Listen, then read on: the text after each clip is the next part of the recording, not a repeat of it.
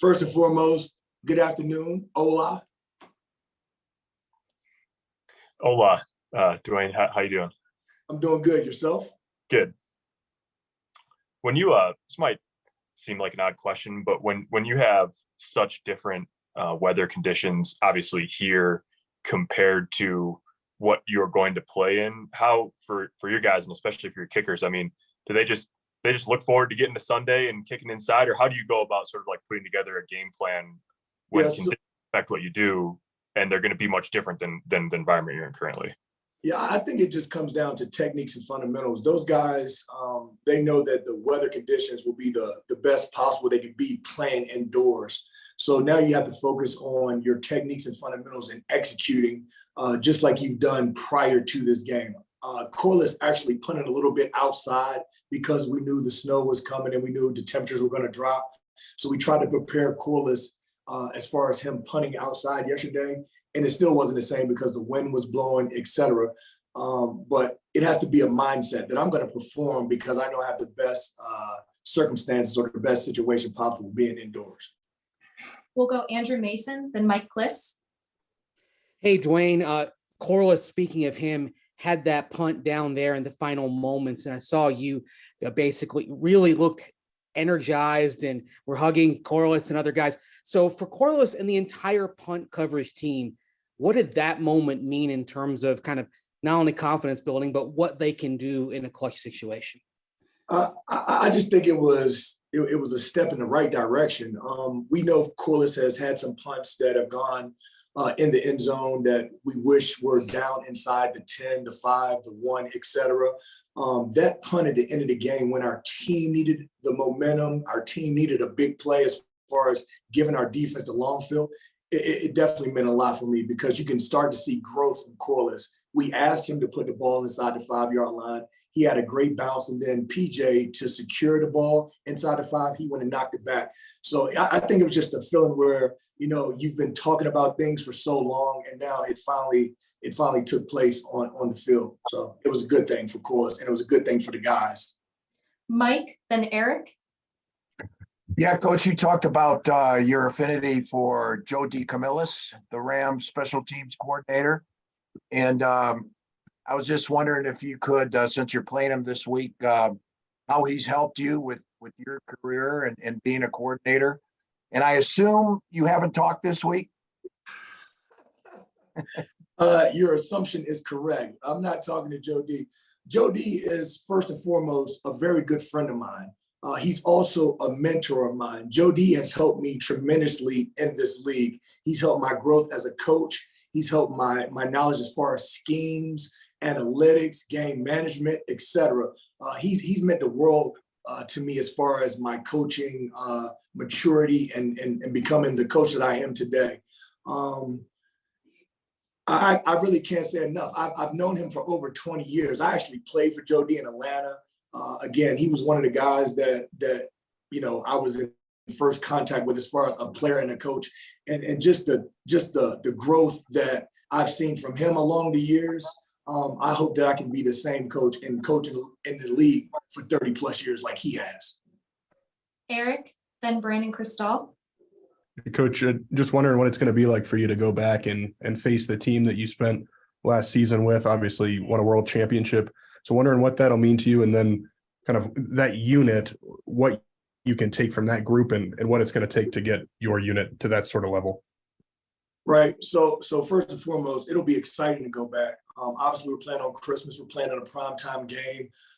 Just because I have friends and I worked there for a year doesn't mean I don't want to win this game. I'm a highly competitive person. And again, I've known Joe D for over 20 years. I've known Raheem Morris for over 20 years.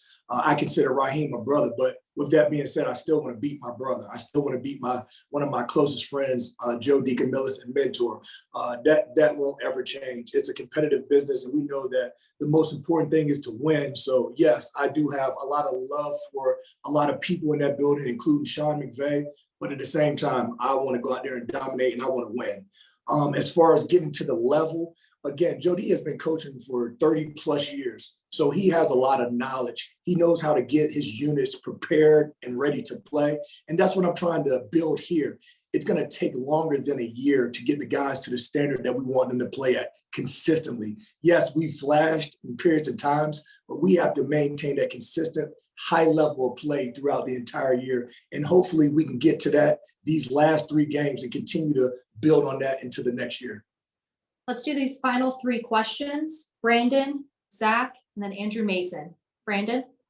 Coach, kind of back to the Joe D stuff. When you got hired here, he told me a couple of stories. One, that he had reached out to Nate a year ago to make sure that you were back on Nate's radar, even though y'all obviously knew of each other, because that's how highly he thought of you. And that a few years back when he was trying to get you, he wanted to get you hired in Denver, but there was one time along the way where in Dallas, they got you not on special teams. When you have a guy that'll advocate for you to that level, that goes beyond a mentor, right? Can you just kind of take us more inside what it means to have a guy that's got your back to that level?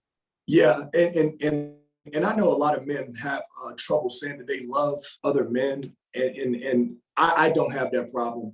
My love for Joe D is off the chart. Like I said, I first met Joe D in 1999 when I was an undrafted free agent going to training camp with the Falcons. My relationship from that day till where we are now has grown tremendously, and I'll say that again. Joe D, he's been a person that's been in my corner from day one. When I was a coordinator in 2011 in Tampa Bay, we played against the Cowboys where he was at that period.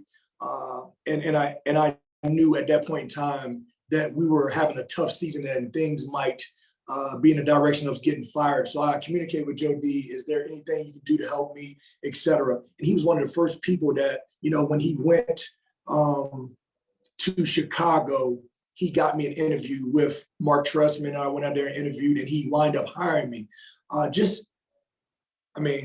Not to be sensitive or anything like that. I just have a lot of love for Joe D. Just all he does for myself and what he's meant to my family. Like my kids know Joe D. My wife knows Joe D. He's actually, we consider him family. We consider Dana, his wife, family. We consider his kids family as well. So it's more than just football. It's more than what he's just taught me about being a coach. It's also about him being a family man and me watching him being a good husband to his wife and a good father to his kids. And that's what I'm trying to emulate and imitate, just being a good person all around, not just a good football coach. Zach? Coach, as a special teams coordinator, you know the personnel of the team, but maybe better than anyone, just because you're out working with both units, offense, defense, and obviously special teams. Saying that, is your brain getting picked a little more by the offensive and defensive staff this week about what the Rams have on all sides? You know what's funny? Because Coach Evero was there also, and he worked closely with Raheem on defense. I'm sure Coach Hackett is speaking with Coach Evero about, what he can anticipate seeing from a defensive side, because again, he was there for a long period of time. He was there longer than I was. And he's more familiar with Coach McVay's concepts and scheme on offense. So I'm sure they're picking E's brain more so than mine. If they come to me and ask me my opinion or my thoughts, I'll absolutely give them to them 100%. Final question, Andrew Mason.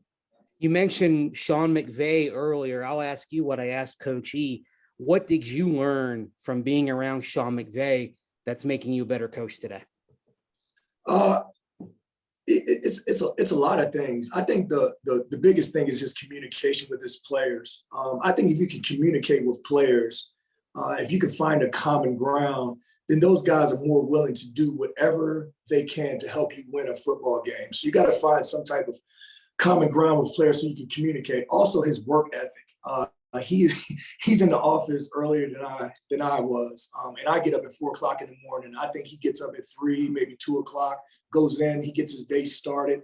So those two things in particular were definitely eye-opening for me. First off, the communication between himself, the players, and the other coaches, and then second off, how hard he works. And again, I thought that I was doing a good job as far as getting up early, but seeing him prepare and go into his office and lock himself in there and just try to scheme things up. You can take a lot from that because he's dedicated to the job. He's passionate about the job the same way I am. I love football. I'm passionate about football, and I want to be the best coach I can be and help our guys grow into the best players they can be. Coach, thank you so much for your time. Thank you, guys. Have a wonderful day.